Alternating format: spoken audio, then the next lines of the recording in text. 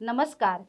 निपुण महाराष्ट्र कृती कार्यक्रमांतर्गत जिल्हा शिक्षण प्रशिक्षण संस्था रत्नागिरी यांच्या मार्गदर्शनाखाली बेरीज शाब्दिक उदाहरणं सोडवणे या क्षमतेअंतर्गत आज आपण संख्यांच्या क्रिया बेरीज या घटकासाठी 0 ते 20 पर्यंतच्या संख्यांचा वापर दैनंदिन परिस्थितीमध्ये करून बेरजेची शाब्दिक उदाहरणं सोडवणे या अध्ययन निष्पत्तीसाठी विविध कृतींचा अभ्यास करणार आहोत.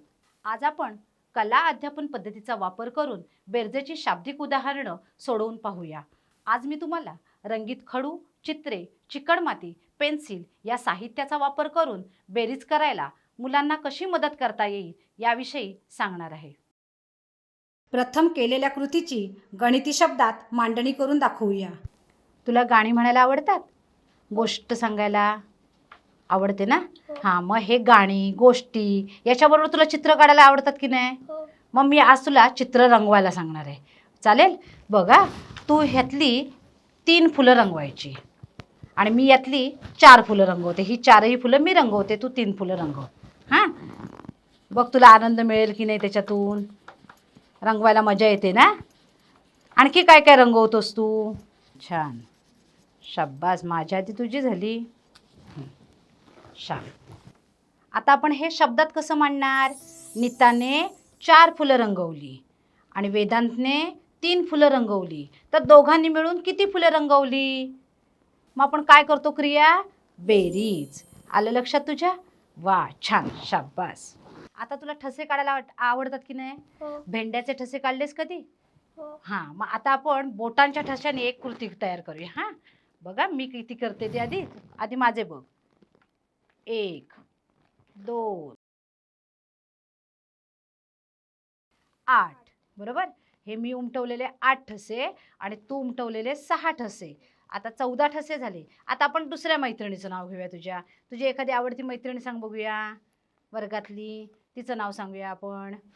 गोजिरी. गोजिरीने 8 ठसे उमटवले आणि सागरने 6 ठसे उमटवले. मग आता दोघांनी मिळून किती उमटवले ठसे? 14. आपण काल जे मणी हे केले ना तयार, त्याचे आता आपण मणी ओवायचे. आधी मी तुला ओवून दाखवते. हां, आता मोजा मात्र किती मणी मी ओवते ते. म्हण 1,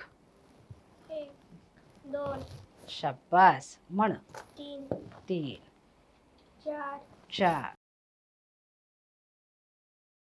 मी किती मणी ओवले? 12. आता पुढचे मणी तू ओवायचे. हे 6 मणी तू ओव बघूया.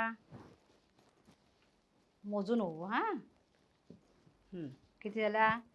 1, 2, 3, 4, 5, 6. शाब्बास. आता बघा आपण किती मणी ओवलेत ते बघायचे. आता मी ओवलेले 12 आणि तू ओवलेस ते 6. आता मोज बघूया. 1, 2, 3, 4, 5, 6, 7, 8, 9, 10, 11, 12, 13, 14, 15, 16, 17, 18. किती मणी झाले? 18 मण्यांची ही माळ झाली. म्हणजे आपण काय केलं आता हे शब्दात कसं मांडणार? नीताने 12 मणी ओवले, वेदांतने 6 मणी ओवले. मग एकूण किती मणी ओवले? 18. छान, शाब्बास. चला आता कृतीची गणिती मांडणी करून नंतर विद्यार्थ्यांकडून गणिती शब्दात उदाहरण तयार करून घेऊया. तू आता चित्र रंगवलीस, बरोबर? त्याच्यानंतर मणी ओवलेस. आता हे तुला आकार करायला आवडतील का? तुझ्या आवडीचा कोणता एक रंग घे आणि तू आकार बनव. तू किती आकार बनवायचे? 6 आकार बनवायचे. घे. आता मी माझ्याकडून 9 आकार बनवते. तुला जसे येतील तसे कर. हा, बघ लाडू वळायचे असतात की नाही? हां, मग लाडू वळायची प्रॅक्टिस आहे आपली. कर. तू 6 बनवणार आहेस हा आणि मी 9 बनवणार आहे. आता बघूया तू किती बनवलेस ते मोज. 1, 2, 3, 4, 5, 6 आणि मी मोजूया. 1, 2, 3, 4, 5, 6, 7, 8, 9. आता हे आपण एकत्र करायचे, मिसळायचे. आता मोज बघूया तू. मोज, एक बाजूला करून मोज. 1, हां, 2, 3, 4, 5, 6, 7, 8, 9, 10, 11, 12, 13, 14, 15. 15 किती झाले?